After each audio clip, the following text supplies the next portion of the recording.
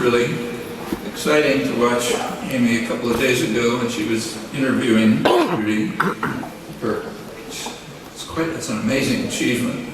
I won't go into the whole story, but she took a lot of courage and effort to win a completely unprecedented case. I don't think there's ever been a case of a settlement like that was where the evidence was, which he had in fact gathered in Nigeria, that was so strong that the corporation not only settled, but even allowed the settlement to be public, indicating their concern that they might be exposed in the trial. Let me say a couple of words about the title, which as always is shorthand. There's too much nuance and variety to make any sharp distinction between us and them.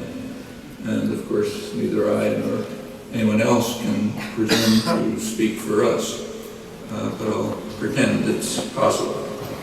There's also a problem about the word crisis. Which one do we have in mind?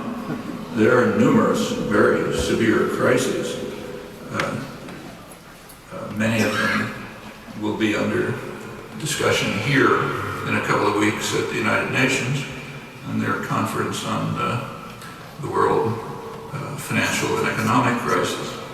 And these crises are interwoven in very complex ways which preclude any sharp separation. But again, I'll pretend otherwise for simplicity. Well, one way to enter this morass was helpfully provided by a current issue of the New York Review, dated yesterday. The front cover headline reads, "How to Deal with the Crisis." Features a symposium of specialists.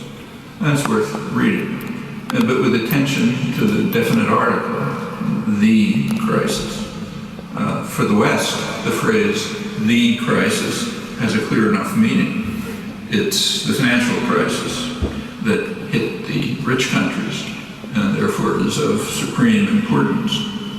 But in fact, even for the rich and privileged, that's by no means the only crisis or even the most severe of those they face. And others see the world quite differently. For example, the newspaper New Nation in Bangladesh.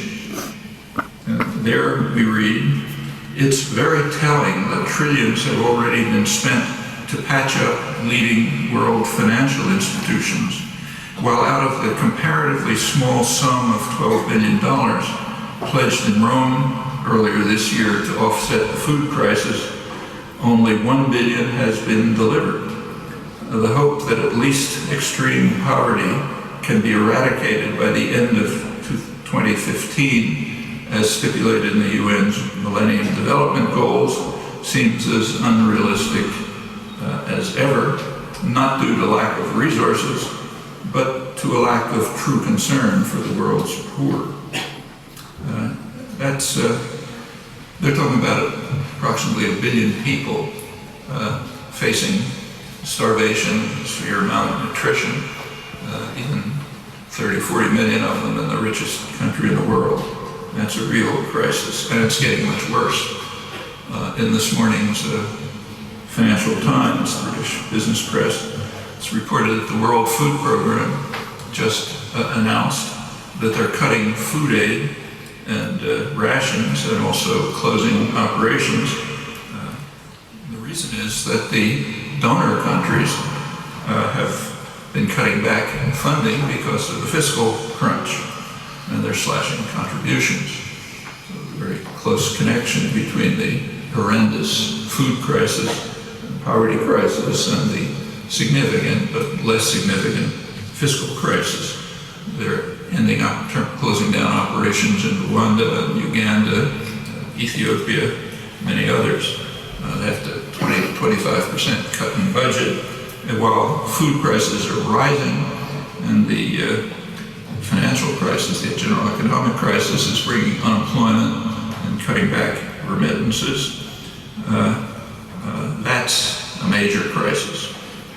We might incidentally remember that when the British landed in what's now Bangladesh, they were stunned by its wealth and splendor, and it didn't take long for it to be on its way to become the very symbol of misery, not by an act of God. Well, the fate of Bangladesh should remind us that the terrible food crisis is not just the result of Western lack of concern. In large part, it results from very definite and clear concerns of the global managers, namely for their own welfare. It's always well to keep in mind an astute observation by Adam Smith about policy formation in England. He recognized that what he called the